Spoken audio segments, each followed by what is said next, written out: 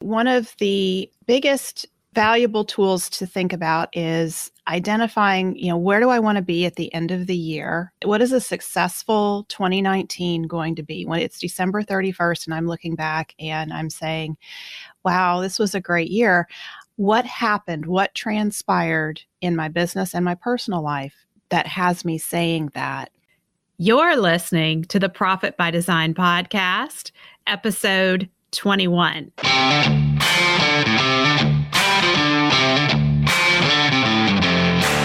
You work hard in your business.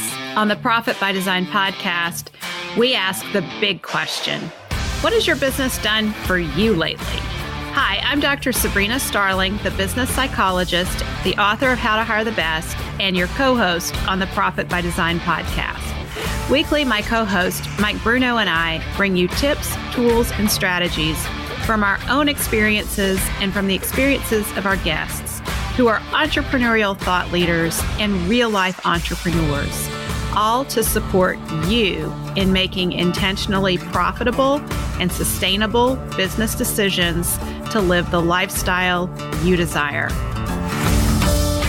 Today's episode of the Profit by Design podcast is brought to you by Tap the Potential, the home of How to Hire the Best and the 4-week vacation program, Contractor Business Solutions, and the Small Business Consulting Group. So Mike, welcome back.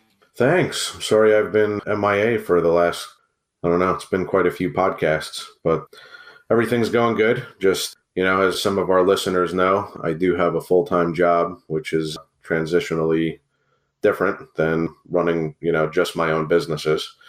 But everything's going well. The career adjustment's going well, and I'm winding down a couple of the businesses. Still have a couple businesses open, but time management's a big thing. So I'm working on time management. I apologize to all the listeners, but we're going to put some other things in place to make sure that my participation is definitely increased. Yeah, we're working on some scheduling issues and we're going to work out the kinks here, but I'm glad to have you back with us. Absolutely. So we have a really important topic that we want to share with our listeners today, Mike. We do. So we want to talk about planning and profit by design for 2019. And I'm not sure if I ever told you this story, but I always think about, how they say it's like a cliche thing, New Year's resolutions, right? It's the year's coming to a close. Everybody starts to get excited for the new year ahead. And, they start thinking about, well, I'm going to go on a diet. I'm going to eat better. I'm going to run my business better. I'm going to be a better person. And statistically, they say that all those things kind of fizzle out within, by about this time, right? Yeah, exactly. Yeah.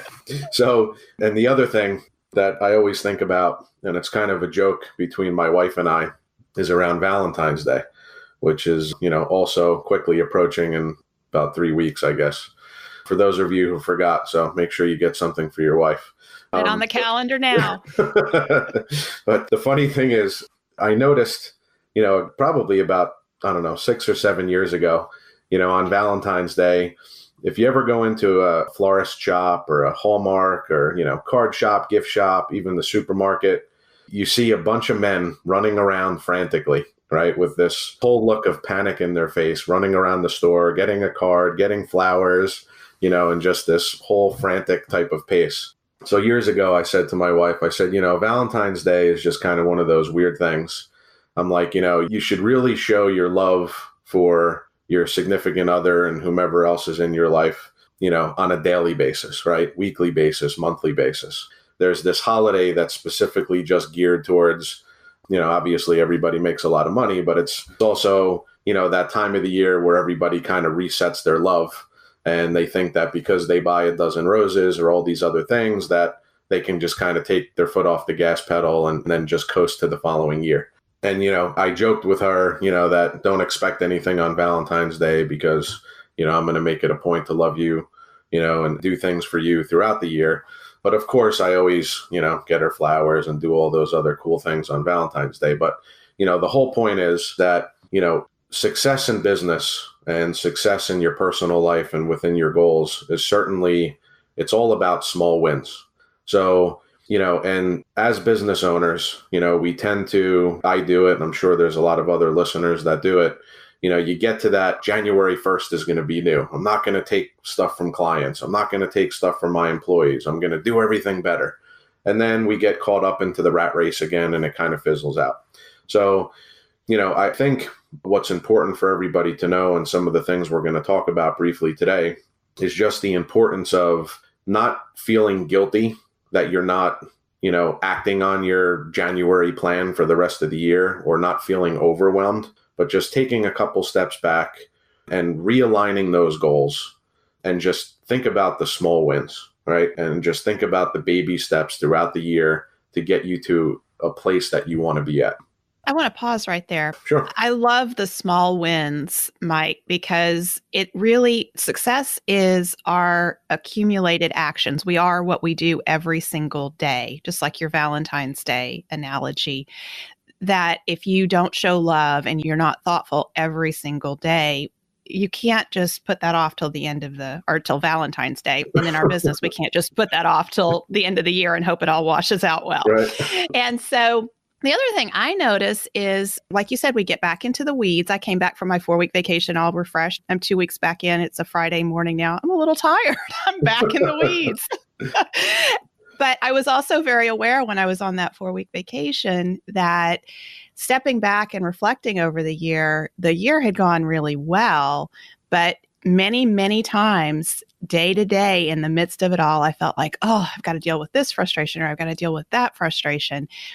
And the reason the year went well is because more days than not, I was taking small steps forward in a direction that I was intentionally trying to head.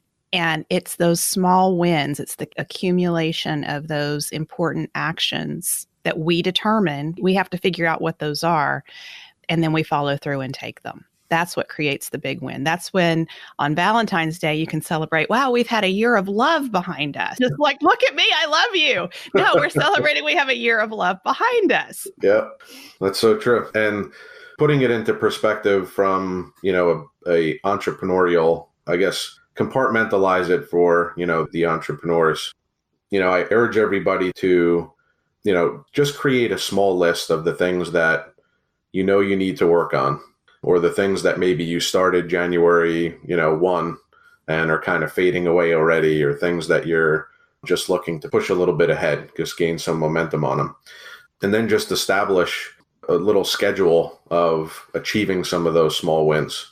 And maybe, Sabrina, I know you've taught me a lot about, big accomplishments and small accomplishments and the, small wins. Can you just dig into it real quick? Maybe just some of the fundamentals behind that and how people can, move some of these things along and get unstuck. I think for me, one of the biggest valuable tools to think about is identifying, where do I want to be at the end of the year? What is a successful 2019 going to be? When it's December 31st and I'm looking back and I'm saying, wow, this was a great year. What happened? What transpired in my business and my personal life that has me saying that? Once we get clear on that for ourselves, it's really important to break that down into quarter by quarter. At what pieces do we need to move forward each quarter to get to that goal? And when we have quarterly goals, those are our big rocks. That's the big thing we're working on. So my goal this quarter is to get the How to Hire the Best construction edition out there. And there's lots of other things I'm doing, like we're podcasting this morning. But this week, I have determined one piece of getting How to Hire the Best Contractors or Construction Edition out there, one piece that I'm moving forward this week. And if nothing else gets done, that's the big rock that I'm moving forward this week. And so I would encourage our listeners to think about in their business, what is the big goal that they're working towards for the end of the year, and backtrack it to quarter by quarter, and then think about, okay, this week, what's the one thing? If nothing else gets done, I love the book, The One Thing, by the way. I highly recommend that for our listeners. I know you've read it, Mike. And getting that awareness of what's the one thing that I can do right now that's going to make everything else easier and better. that really helps to drill down. Sometimes the answer is not apparent right away, but it helps to drill down into, I have 10,000 things I could do, but what's the one thing that's going to make the biggest difference? Right. That's a good point. Yeah. And I was just going to say that, like, what's for somebody that's kind of insane like me, where I sit down and I'm taking the time to write my goals down, I probably, go through 100 pieces of paper. And then I get that sense of overwhelm, and even though I have read the one thing, I always think I can do more than one things. Me too. It's a sickness. So, that's definitely an awesome point. And, I think everybody has to, realize that it's okay to only have one thing that you're getting done that week, because that's how you're going to move things forward. And it doesn't mean that you can't do the one thing and maybe do a couple % of the next thing that's in line for your priorities if you have some extra time. But to do a little bit of everything and get nothing done is just going to create that sense of chaos, and another year is going to go by and maybe you're not going to move yourself or your business along the way that you should. So I know you wanted to dig in a little bit on the financial piece.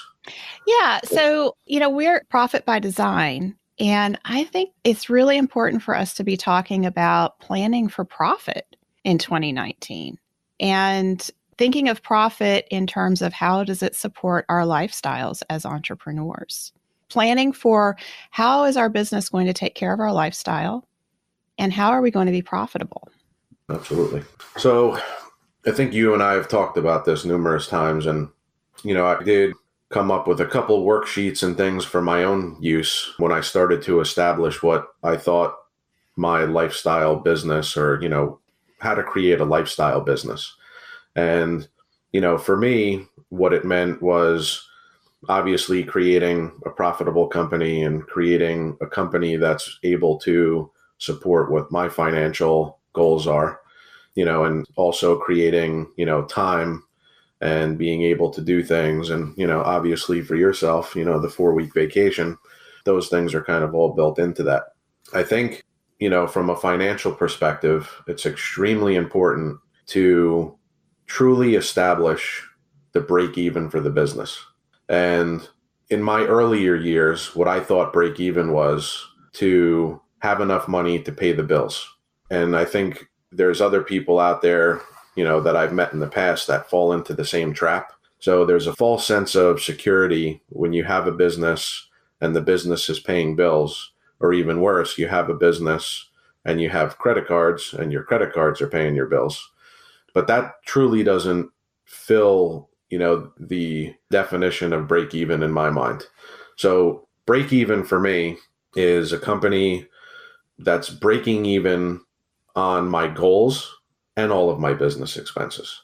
So as an example, if all of my business expenses, employees, marketing, all of those things are $500,000, well, I have to put my salary on top of that. And if, for argument's sake, I want to make $100,000 a year, well, now I'm at $600,000. And then I need capital in the business in order to grow the business for the future. So, let's say I want to save 10% for that. So I have to add, another $50,000 or $60,000 on top of that. And then, the other big point is personal development and growth. So how does education and coaching and all of those things that support me as an entrepreneur get paid for? And, to do it the right way, that budget should be, easily $20,000, $30,000 a year, and it could go up from that. So what some people may think the break even is 500,000, we add those numbers up and we're already up to 700,000. So now we have to reverse engineer the business a little bit. I just want to come in and emphasize that break even is thriving. You're creating a definition of break even that allows an entrepreneur and the business to thrive. Correct. Most definitions of break even are let's just barely scrape by year after year. Right. And after having worked with so many business owners over the years, so many of them are in the let's barely scrape by. And at the end of the year, it is so deflating and depressing to see that you are not profitable, you haven't paid yourself well, you've taken money out of your own pay to keep the business going. And year after year of that, it's like, what's the point? Why do I want to do this? So we're on a mission at Profit by Design to help you have a different definition of break even that allows you to thrive. And so if you're looking at cutting employee benefits, if you're looking at, oh my gosh, I wish I could do coaching, but I can't afford it. What Mike is sharing with you here is a roadmap to building this into your business and planning for it. I like thrive, break even. That's awesome, because I think those two words together are really powerful. So, again, as you're thinking about break even, write thrive above it or below it. And, when you're going through some of these exercises of reestablishing what your break even is to thrive, I think it'll really help, just put things into perspective. So, at a high level, the first thing is definitely to establish all of those financial goals. So 2 columns. One column is personal goals. Next column are the business financial goals and requirements. And I would put the growth bucket or the education bucket in both columns. For me, it was super important to grow personally so that I could also grow professionally. And I think that needs to be on 2 sides of the column. So establishing a budget for both of those things, and take into account your vacation time and take into account saving for retirement and all those other things that your employees need, and finding the right employees and the A players. And, don't skimp on putting this budget together, because this budget may scare the hell out of you, but it's reality and it's more in line with the success and having a thriving business and moving things in the right direction for a long time and being able to do the things that you want to do as an entrepreneur. So again, the first step is start with 2 columns. If you feel like, at a minimum 2 columns. If you want to break it up more, that's perfectly fine. But go through last year's budget. If you haven't, printed out your budget from 2018, print that out. If you don't have one, look at your P&L statement, try to just establish a budget. Try to go through cost of goods sold, what your overhead is, dig into your overhead a little bit and just take a look at, is this realistic? Am I paying enough to get the right people? Some of those things that I said. And maybe, you can highlight some of those areas where this is where I was in 2018. This is where I know that I need to go. And I'm going to put this on my goal sheet for 2019. But again, I urge everybody to remember what we talked about earlier in this episode about the small wins. So you may not be able to increase your budget by 40% in 2019, but certainly if you set a goal for 2019, 2020, 2021 to get yourself progressively where you need to go, that's a lot more productive than not doing anything at all. And then in 2021, going bankrupt or having debt or having stress or any of those things. That's really about facing reality. When you're creating this break even, you're looking at, here's what it's really going to take to thrive. If this business is going to support me in a good lifestyle, support our team members with a good lifestyle, here's what it's really going to take to thrive. And I'm sure if it's 40% more than what you've got now, it's going to be shocking. But face the music and know where you are. Jim Collins in Good to Great, when he looked at those businesses that were really distinguished among their peers, the one characteristic that those CEOs had in common is that every one of them was willing to look at the numbers and face reality and see where the problems were and then make decisions from there to get to where they wanted to be. That's really good. I think, visualizing that is pretty powerful. The other thing that I wanted to comment on is that, especially we have a lot of folks listening who are in construction, a lot of contractors who may be listening to this, and that's a very cutthroat world. And when you're out there bidding, you're scared to death because you're afraid if you price too high, you're going to lose the bid. We have to have an appreciation for what it really costs to run a business and what it really costs to have a good team in place and build that into the pricing and be able to stand up for that in our businesses and show the value of what's being delivered. So, Mike, what are your thoughts on that? Because that's the world you're in every day. Yeah, I mean, absolutely. One of the things that came to my mind when you said that about the real true cost of doing business, is also risk. I feel horrible for people that, they feel like they need to take jobs at a reduced rate to keep, something moving. And whatever that something moving is, it really isn't reality, to have a business that's not making you money and not, achieving your life goals. But it's also the risk that you bring to yourself and to your family. So using a quick example, let's say Mrs. Jones, wants you to do your kitchen. You bid the job at $55,000. She tells you she has somebody to do it for $20,000. So you reduce your price to $25,000. And now, maybe you need to use lesser quality subcontractors or, picking up day laborers or whatever the case is, and people aren't insured properly and something happens, somebody gets hurt. That's your liability and your risk. And now you're bringing that back to your family. And, you're doing a disservice to everybody. So Mrs. Jones is getting a disservice because you're bringing people that, potentially are not qualified or insured or doing things the right way into their home. You're putting risk, on yourself and your business. And, it is hard. I mean, there's no doubt about it. It is difficult when you have a budget in place and you're trying to, build a $500,000 business, 1, 2, 3, 4 million.